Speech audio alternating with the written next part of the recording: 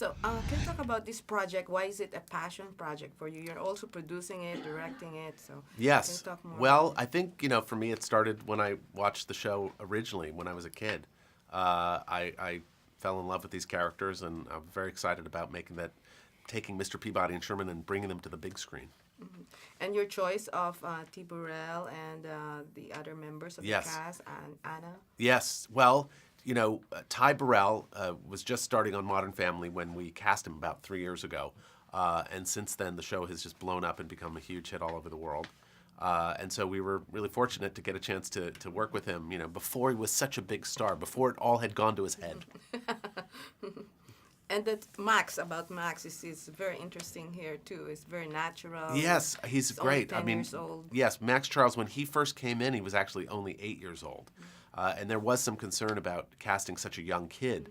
But I had experience doing that on Stuart Little. We cast a 7-year-old Jonathan Lipnicki to be in the film, and everybody was worried about that too. But I felt passionately that they were the right for the role, and that even though it might be a little bit more difficult for me as a director, I was willing to go through it because what Max brought to this movie was just so wonderful, so charming, so natural, and just really, really a terrific kid.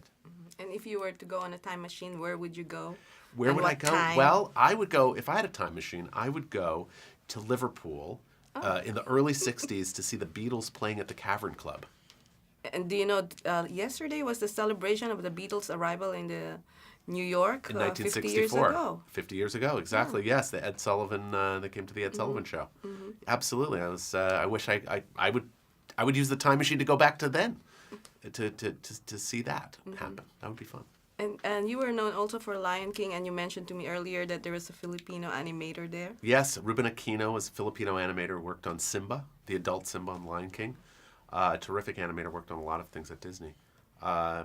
Well, thank you very much. Well, you're very welcome. Okay.